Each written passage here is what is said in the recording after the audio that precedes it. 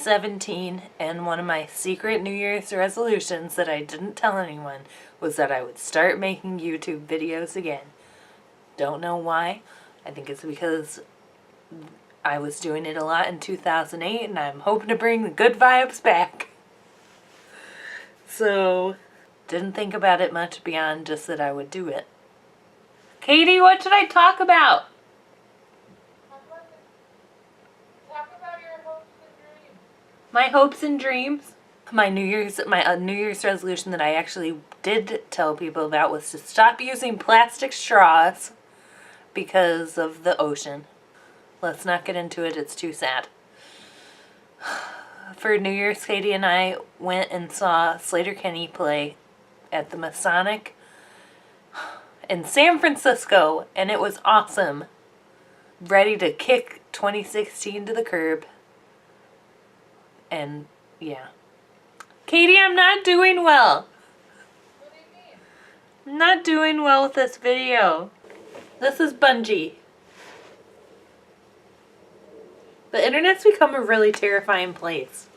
Everything is really terrifying in America right now. Because our fucking president is completely out of his fucking mind. Let's just talk about that, even though it's like been talked to death. I did have one revelation this morning because I was like looking back into Conor Oberst from the band Bright Eyes, which was my favorite band when I was like 17.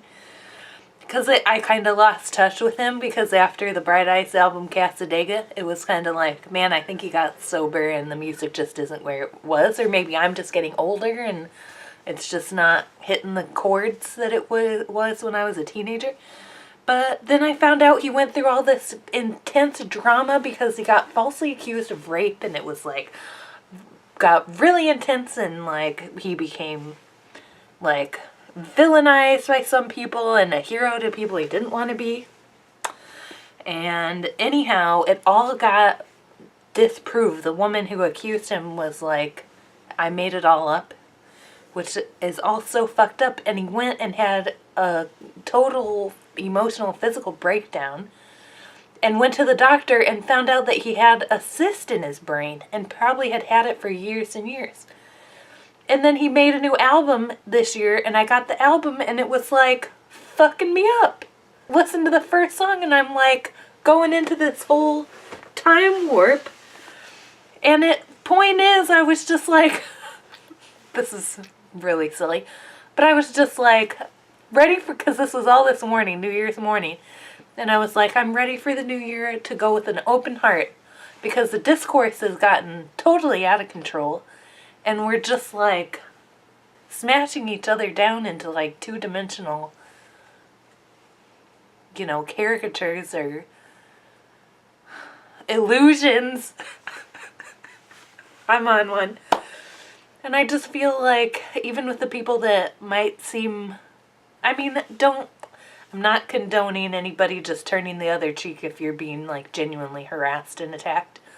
But I do think like, if you have people around you, and I'm assuming everyone who's watching this is like pretty leftist, but if you have like family members or whoever who are Republicans or whatever, that aren't like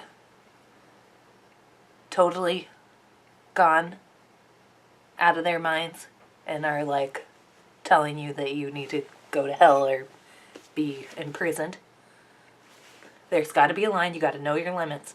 But I also feel like we need to kind of open up our, this is so lame. Katie, is this lame?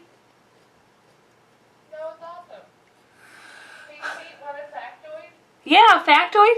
Open your hearts to the people, even the people that seem like the last people you should do that to. Because we need to humanize each other. We've dehumanized each other to the point of like such gross division. Okay, go ahead. Denim is now California's official fabric. Sure enough, denim is now California's official fabric. I've been riding that wave since I got to California and since I was born. So I'm gonna ride it high now. On the night when it all went down, November 8th, I will never forget. I was out at the Headlands, which is like on the coast out in the North Bay near like Sausalito and everything. It's a national park. You go past like Golden Gate Bridge and all that. It's extremely beautiful. And it's all an old military base that has been repurposed for other things. And I was out there because part of it is a art space, like an artist residency and like art venue. And my friend was getting ready to do a performance out there. And we were out there like kind of rehearsing for this performance thing I was helping with. And we knew the results were starting to come in as we were driving out there. But once you get out there, it's kind of like a internet dead zone. And so you don't really have cell service unless you like get on the Wi-Fi. And, you know, we were kind of busy and stuff. But then you stop everybody, all the artists that are living there have dinner together, and we got to go have dinner with them. And the guy that was one of the staff there was like checking his laptop to see what the election results were. And it started to come in, and they were like changing the probability of who would win based on what the results were that were already reported, and it got bumped up to over 50% that Trump was going to win. And like a pall came over all the artists that were there. And people are there from like all over the world.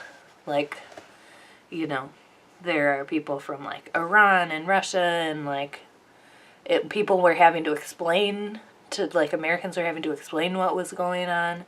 And there were a lot of, like, young interns there that were, like, everybody was just,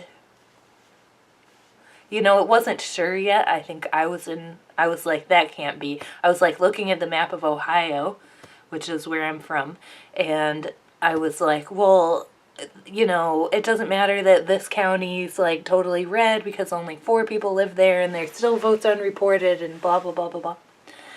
And anyhow, so it was like, we basically couldn't, like, we continued with, like, the planning and the, like, figuring out of what we were having to do for this performance, but it was like, we were barely there mentally. We went to go drive back to drop off one of the performers in San Francisco, and we were like, nobody look at your phone, because we wanted to be in, like, a state of, like, suspended animation. Because we just were like, let's not deal with it right now until everybody's, like, back in their home. But, like, as we were driving through San Francisco, it was like a ghost town. It was like no one was out on the streets, which is totally unusual because it was just, like, a regular weeknight, you know. And then we drove by the front of this bar, and there was a woman in one of those Hillary H logo t-shirts outside, like, crying on the phone. And I was like, that's a bad sign. But we were trying to, like, be like, well, maybe she's crying tears of joy, which in retrospect was, like, so delusional. And then we, you know, got back to Oakland, and Katie and I were like, let's not even look till morning. And we went and we walked Wally, our dog, and we were, like, trying to avoid anybody we saw. There was nobody out. It was silent in the whole city.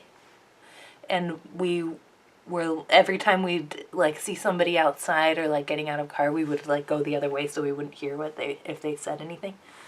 And then finally we got home and we were like, it's fucking over.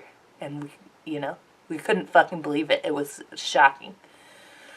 And then the next day, we, like, you know, ditched out on our obligations because we were, like, you know, sad, crying liberals.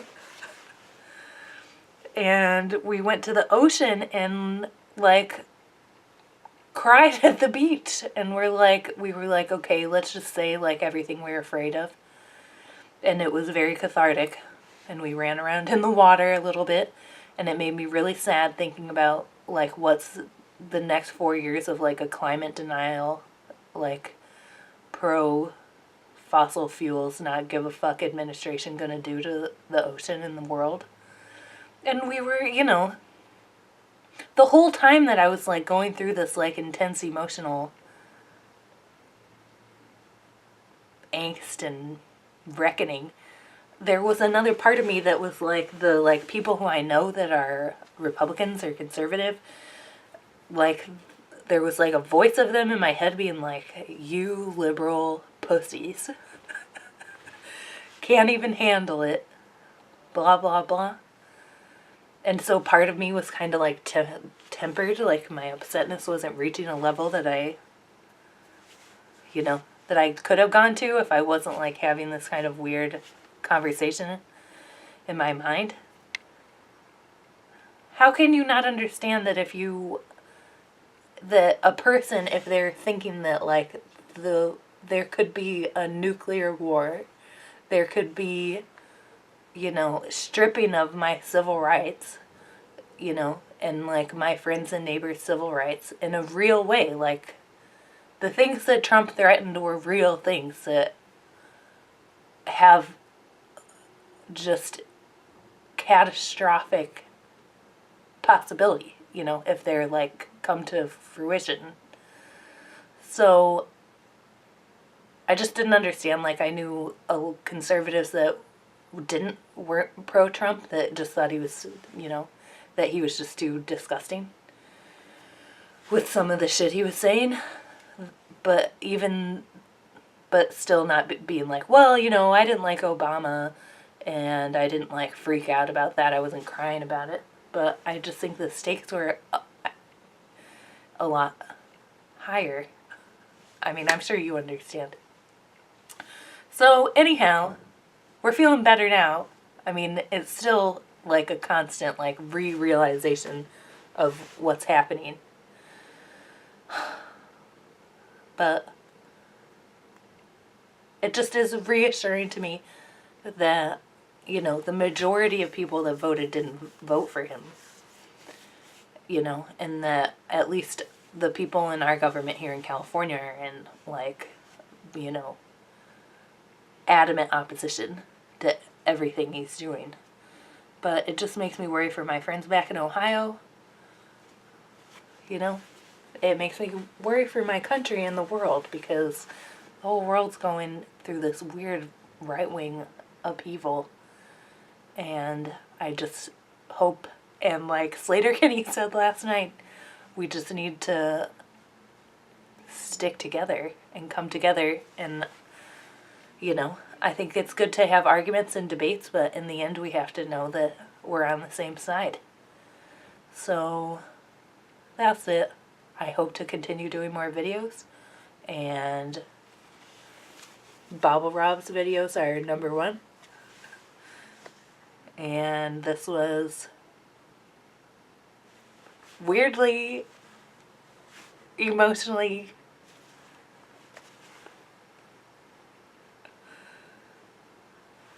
exposing.